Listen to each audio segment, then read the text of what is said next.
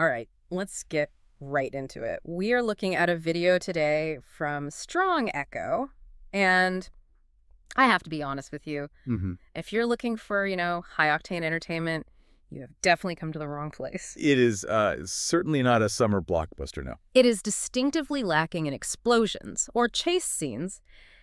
It's a garden, Hmm? and we're zooming in on what? Two earthworms? Just two. And they're doing, well, exactly what you'd expect. They're just wiggling hmm slowly. It's the kind of thing you'd scroll past in like half a second online because it looks like nothing is happening. And that's the trap, isn't it? It's deceptively simple. Right, and that's why we're here. Because on the surface, it looks like a whole lot of nothing.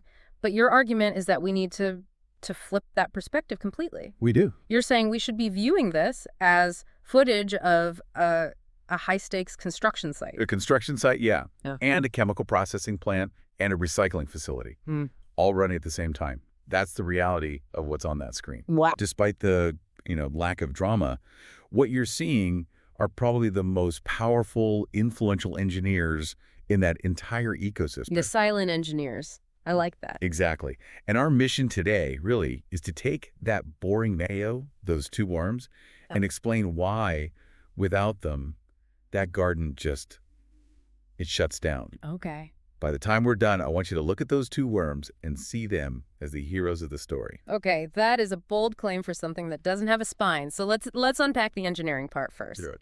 When I watch the video, I just see them moving, getting from point A to point B. But you're saying their movement isn't just travel, it's actually changing the physics of the ground. That's the key. It's not just sliding over a surface like a snake. Think about soil. Yeah. It has resistance. When a worm moves, it's pushing through it, it's consuming it, and it's leaving a void behind. A tunnel. A tunnel. They're creating this massive, extensive network of what we call macropores. Macropores, just a fancy word for tunnels. Essentially, yeah. But in soil science, macropores are the lifelines. This solves the single biggest problem for pretty much any gardener. Compaction. Oh, yeah.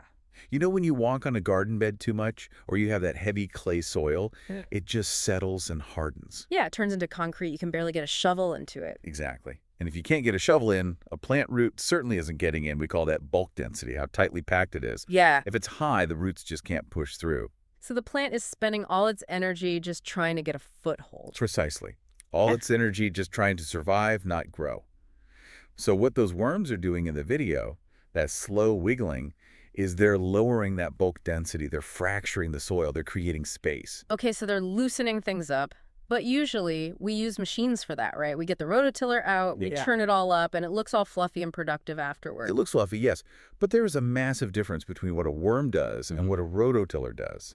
And that difference is, well, it's violence. Violent. Mechanical tilling is violent. Mm. It just shreds everything. It destroys the fungal networks, the The mycorrhizae. stuff that connects the plants. Right, kills the beneficial insects. It pulverizes the soil aggregates. So you get fluffy soil for maybe a week. Right, it looks good at first. But because you destroyed the actual structure, it just collapses back down. Yeah. And often, it's even harder than before. So we're breaking the architecture, but the worms are remodeling it. That's a great way to put it. Worms perform the same function aeration, but they do it gently. They actually use a kind of biological glue to hold the tunnels open. They're building structure, not destroying it. And that structure is what lets the roots breathe. I think people miss that part, that roots need oxygen. It's so critical. If you have compacted soil, it goes anaerobic. There's no air. And the roots suffocate. They suffocate. And you get pathogens like rot that thrive in those low oxygen environments. The worm tunnels they're basically ventilation shafts, bringing oxygen deep down. So we're not just watching a worm move in that video, we're watching the installation of an HVAC system for the plants. It's a perfect analogy. And it's also a plumbing system. Think about it. When you have that concrete-like soil and it rains hard, what happens? It just splashes off, pools on top, runs down the driveway. And into the storm drain. It doesn't soak in.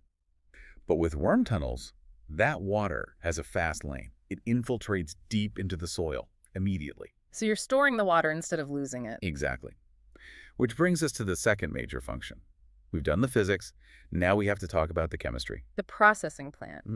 And this brings us to, well, there's no polite way to say it. We have to talk about worm poop. We do, though in the industry we prefer castings Mm. or worm humus. Right. The notes call this refined fertility. But playing devil's advocate here, why is worm waste so much better than just regular dirt? Or even a bag of fertilizer? Because it's not dirt anymore. The worm's gut is a bioreactor. That's the best way to think of it. A bioreactor. Yeah. Okay. When a worm swallows organic matter leaves, soil, bacteria, it gets ground up, sure, but then it hits the intestine and it mixes with this very unique microbiome, So it's being inoculated with good stuff. heavily inoculated. The material that comes out the other end is teeming with beneficial bacteria and enzymes that weren't there before. But more importantly, the nutrients themselves have been transformed. They've become plant available. Okay, break that down for me. Plant available. So you can have soil that's technically full of nitrogen, right? Yeah. But it's locked up chemically. The plant can't access it. It's like having food in a locked safe. You know it's there, but you can't eat it. And the worm is the safecracker. The process inside its gut converts those nutrients into forms that water can dissolve and roots can absorb immediately. Okay, so how does this compare to, say, the synthetic fertilizers, the blue crystals you mix in water? Because those are designed to be instantly available too, right? They are. But think of synthetic fertilizers as an energy drink, a shot of pure sugar. It forces this rapid, leafy growth. You get a big plant, fast. A big, tall plant, yeah.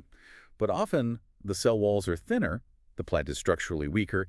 It's more susceptible to pests. So it's all show, no go. Kind of pumped up, but not healthy. In a way, yes. Worm castings are different. They provide a steady, slow-release nutrition. And the research implies something really interesting here. Plants grown with castings actually have stronger immune systems. They can fight off diseases better. Yes. The bacteria in the castings send these biological signals that, well, they prime the plants to resist stress. So while the blue powder gives you height, the castings give you resilience. It's the difference between a sugar rush and a balanced meal with vitamins. Exactly. And it's all happening for free. Yeah. Those two worms in that video, they're mobile, autonomous fertilizer factories, just Yep. dispensing gold, and they don't charge a dime. My favorite price point. Okay, I want to bridge this into the recycling aspect because gardens generate a lot of waste. Leaves, dead roots, clippings. The detritus of life, right? Mhm.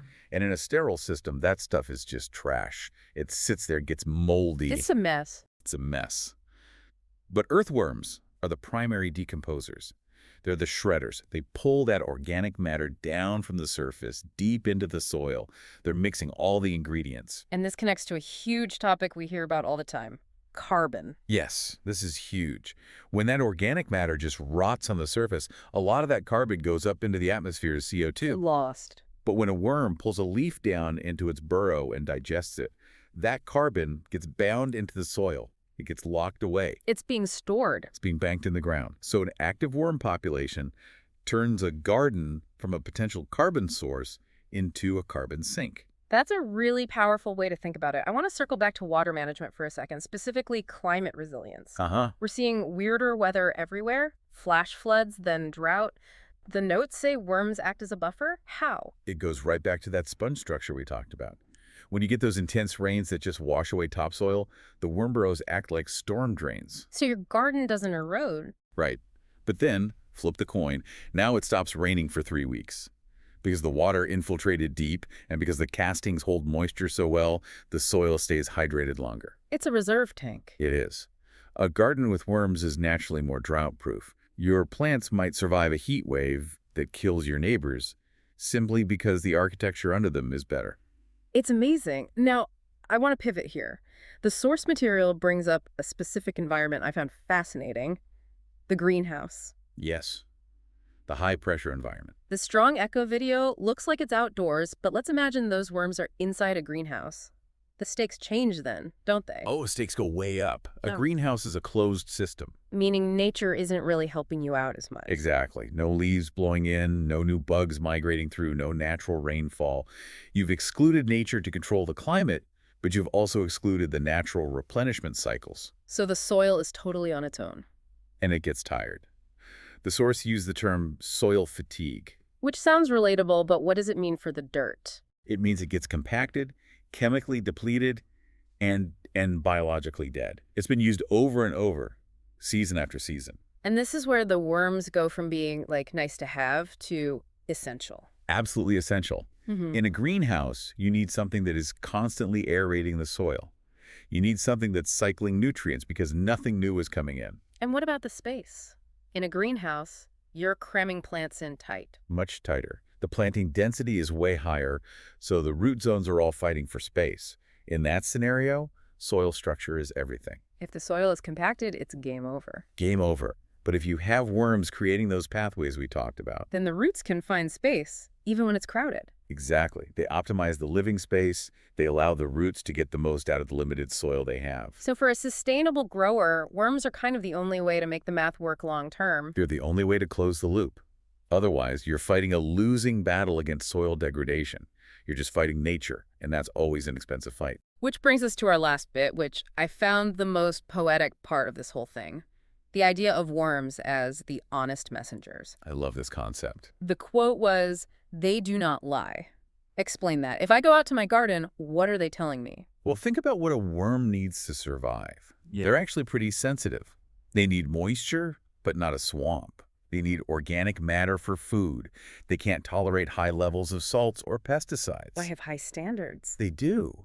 So if you dig a hole, like in that video, and you see worms, you have just received a comprehensive lab report. It's a stamp of approval. It is.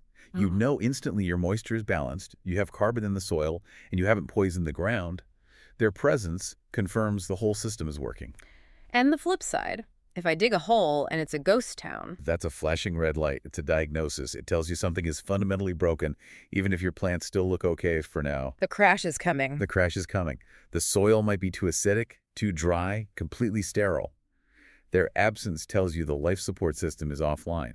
It's so interesting because we're conditioned to see bugs as the enemy. You see something crawling, and the first instinct is, you, get the spray. Right. How do I kill it? But with worms, that is the exact wrong instinct. It's completely backward. Earthworms are not pests.